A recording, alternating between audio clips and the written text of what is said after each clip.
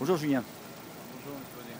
Donc voilà, en plein milieu évidemment de la jeunesse, Oui, c'est la future force du Front National, c'est la relève, on peut le dire. oui. Hein, vous avez commencé, hein, J'ai commencé déjà il y a 7 ans maintenant, donc pareil, un peu comme ça a commencé par une réunion comme ça c'est ou... ça, oui, oui. Oui, Une réunion dans les Alpes-Maritimes, hein, parce que bon, moi ouais, je suis conseiller municipal au Canet. vous connaissez, ouais. Donc ça avait commencé par une réunion, et puis une réunion en appelant une autre, les bonnes volontés se manifestant.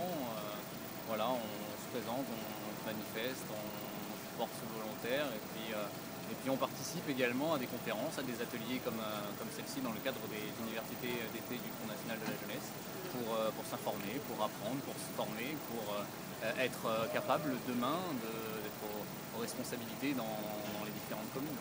Tout à fait, déjà vous êtes conseiller municipal, donc déjà vous avez des responsabilités importantes hein, quand même. On essaye de peser de tout notre poids sur la politique menée par la majorité, et de dénoncer ce qui doit être dénoncé, mais également d'être une force aussi de proposition, et ne pas simplement être dans le déni, dans la critique, ou d'être virulent ou autre, mais justement être crédible pour être l'alternative pour les prochaines échéances. Justement, alors qu'apporte la jeunesse, puisque donc au Canet-Rocheville, le maire, elle n'est pas quand même pas très jeune aussi. Non, non, non, Hein, voilà. c'est la cinquantaine, c'est Voilà. Madame Tabarot. Madame Tabarot.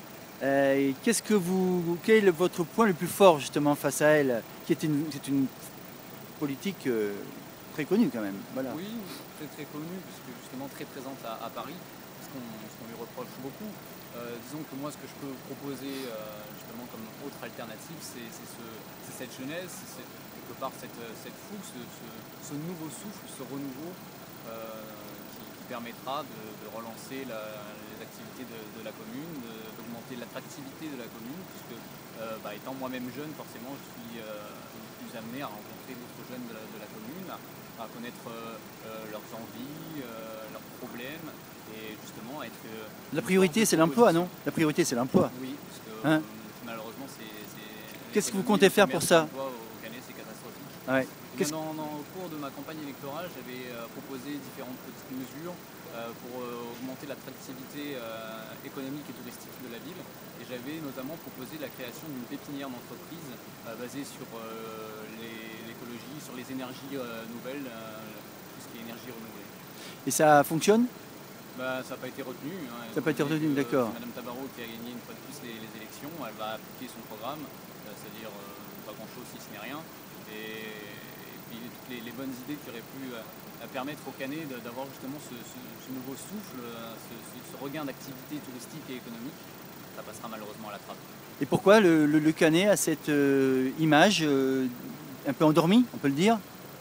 Simplement parce que la politique menée par la ville, d'une part, favorise beaucoup plus les personnes âgées, les activités pour les retraités, les maisons de retraite, etc. Et aussi parce qu'on souffre de la promiscuité avec Cannes. Cannes, c'est ce pôle touristique bien sûr. qui draine toute notre jeunesse, toute notre capacité, notre potentiel de travail. Les gens se tournent vers Cannes, Antibes, Nice et délaissent le Canet, puisque de toute façon la politique mise en place n'est pas apte à favoriser, n'est pas enclin à favoriser la jeunesse. Oui, c'est vrai que ça c'est important. Mais vous savez, les pépinières, on a vu à Nice par exemple, Estrosi, il s'est planté. Hein. Il n'y a aucun chef d'entreprise qui a réussi à s'en sortir de cette pépinière. Oui, il ne suffit pas simplement d'avoir la bonne idée, il faut la mettre en place, l'accompagner, la soutenir. Et comme si c'était soi-même sa propre entreprise, il faut l'accompagner pour lui donner les meilleures chances possibles de réussir. Tout à fait. Vous aviez un autre projet, je crois, un personnel d'écriture, non? Oui. Oui. Je suis actuellement en train de rédiger un livre qui, j'espère, sera publié d'ici la fin de l'année. Et qui parle de quoi? Et qui parle justement de la jeunesse. On est typiquement dans le cadre, et qui sera un appel à la mobilisation, au réveil de la jeunesse, et qui est là pour faire comprendre à la jeunesse l'importance de se mobiliser, et surtout la force réelle qu'elle représente et qu'elle peut représenter dans ce pays dans les semaines, les mois, les années à venir. Le titre de ce livre, ça sera? Le titre, s'il est gardé par l'éditeur, ce sera Jeune, lève-toi et marche. Ah, c'est un beau titre. Hein. Oui. Aujourd'hui, en tout cas, les caméras se sont toutes déplacées là. Hein, oui, ça fait plaisir c'est quand même cet intérêt, cet engouement pour Voilà. pour cette nouvelle force, pour Voilà. le futur de la France. Donc il y a quand même une présentation là, sérieuse qui est faite. Et on ne peut que s'en réjouir. Et tout le bureau politique s'est déplacé, on a pu le voir. Hein. Oui, oui, oui. On a vu M. Brigois, on a vu David Rachlin, le maire de Fréjus, on a vu Valéran de Saint-Just. Oui, j'ai aperçu. Trésorier, avocat. Oui, oui, tout le bureau s'est déplacé en grande pompe, si je puis dire, et C'est bien. ça fait plaisir à voir. Merci. Je vous en prie, bonne journée. Bonne journée.